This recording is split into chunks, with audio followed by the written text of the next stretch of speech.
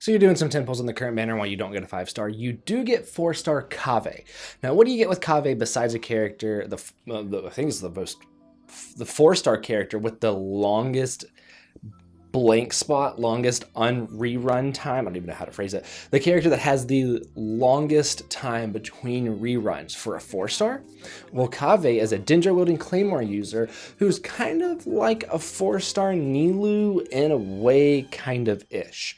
And in this video, we're going to look at the basics of Kaveh, how his skill works, how his burst works, how his kit works, and talk about some scenarios that we can use him in. Now, just like we do in every one of these videos, we are going to look at the current build or the current character that we are using. Now, my Kaveh is level 50 out of 50 with 1,000 attack, 14,700 HP, and then 804 elemental mastery. His split 25/82 with 111.7 ER.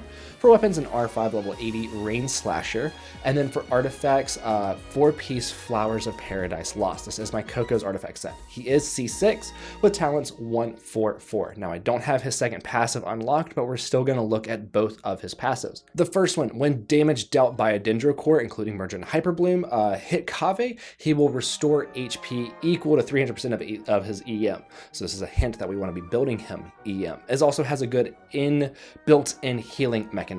His second one is going to be during his burst. After his normal charged or plunging attacks hit an opponent, his elemental mastery will be increased. Another good indication that we want to build EM on him for his standard playstyle. This can be triggered up to 1.1 seconds with a max of 4 stacks. So we can get another 100 EM on Kaveh. Because he is a 4-star, we're also going to go through his constellations. Yes, I was able to get him C6, this banner. His first one, within 3 seconds after using his skill, his Dendro resistance and healing bonus will increase by 50 and 25%, meaning that within 3 seconds after using it, he will take less damage from self-bloom and he will heal more from it as well. His second one is going to be Kaveh's normal attack speed increases during his burst. His third one is going to increase the level of his burst by 3. The fourth one is going to be that Dendro cores created from bloom reactions that Kaveh triggers will deal an extra 60% more damage when they burst. His fifth one is going to increase the level of his skill by 3. And his sixth one, when his normal charge or plunging attacks hit an opponent during his burst, they will unleash an effect that will deal part of his attack as AoE Dendro damage, and it will cause all of the Dendro cores within it to burst. This effect can be triggered once every 3 seconds. So this allows him to fully unlock his potential as a 4-star Nilou that doesn't dance.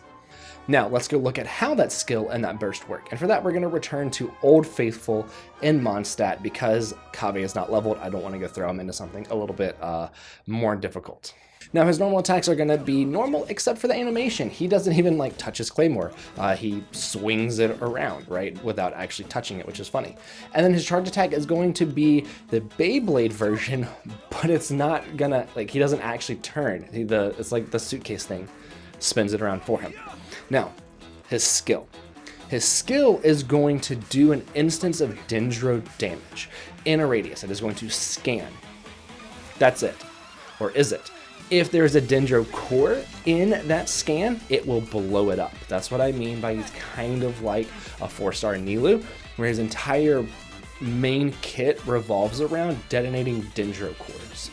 Now, something else that you're going to see happening on the screen is, unlike Bountiful cores, which is from Nilou, these cores can be hyperbloomed and they can be burgeoned. So that is something to take into consideration, is that Nilou's Bountiful core, that can't happen, but with Kaveh's cores, they can.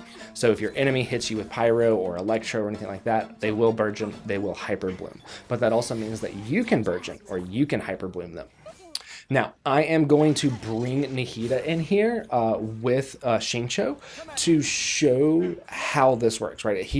One of the things with Kaveh is that he doesn't make a ton of blooms on his own with his skill, but his skill is really good at detonating them. So we are going to bring Nahida in here to produce some cores to show off the Kaveh's detonating of the Dendro cores. And now we're going to look at his burst. And what his burst is going to do is that his burst is going to do the same thing, where it's kind of going to scan, hitting enemies for Dendro, but also giving him infusion into his normal and charge attacks of Dendro. And this is what allows him to make a lot of his own cores, is his burst. Now, with that C6, on my Kaveh, you're gonna notice that these blooms are going to detonate whenever he hits an enemy once every 3 seconds, right? So he can create the blooms, he can trigger them with his skill, and through his burst, he can also make them blow up. So without C6, it is much harder because his burst does not detonate the cores, his skill can only detonate the cores. Once you get C6, his skill and his burst can detonate the cores. So without C6, he's not as good as being a 4-star Nilu, basically. But with his burst and someone like Xingqiu or Yelan, he does have the chance to create a lot of blooms. He does, of course, do less damage here, or his blooms aren't going to be as valuable without his C6. But if you were to run it with like Kuki Shinobu or Raiden doing a hyper bloom team where you're hyper blooming the ones that you're not blowing up yourself, then this can be a fairly decent on-field bloom driver, hyper bloom driver, Dendro driver for a hyper bloom or Virgin team. This can actually work fairly well, and he gets an attack speed increase with his normal attacks, so he can do a lot of Dendro. You just have to make sure that you invest into some ER for him, so that way he can do it a lot. And EM, so that way all of the blooms that he detonates himself are not going to be lower damage.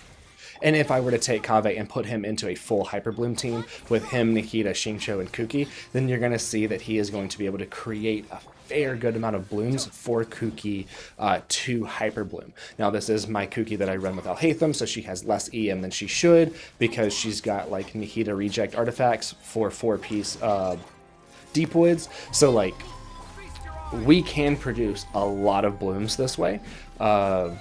If I were to give my best sets for each character, this would be a fairly good team, I believe.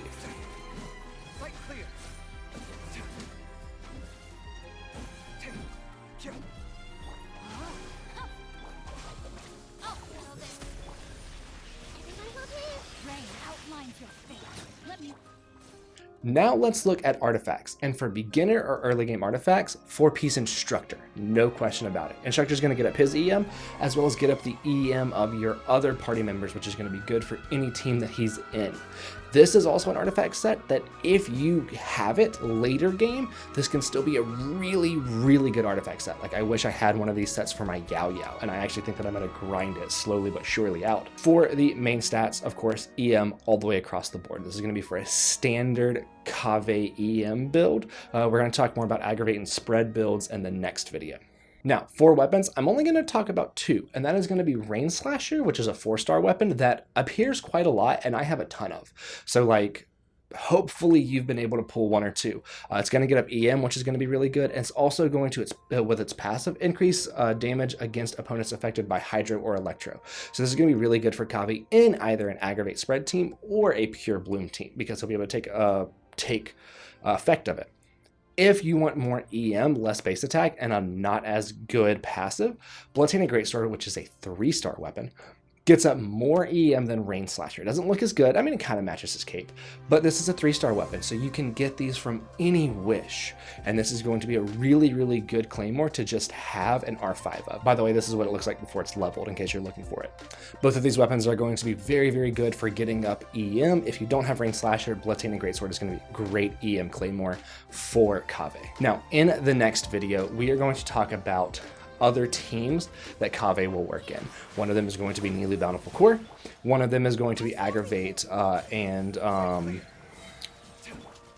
Spread. Sorry, I blinked for a second there. But I have been telling people I'm not too sure about using Kaveh as an on-field Dendro driver for a Nilu Bountiful Core, just because you're not gonna set them off at the same rate that Bountiful Core will set them off by themselves. Right, now you do have a kind of bonus if you do use him, that the cores heal him back up. So if you use him as an on-field Dendro driver, then the cores themselves are just going to heal him, and then you're going to be saving damage on everybody else. So it might actually be a fairly good option to run together, and it might be something that I explore a little bit more. But that is going to be it for this video. If you have any questions, do be sure to leave it down in the comments. Myself or somebody else will be sure to answer it, and I'll see you in the next one.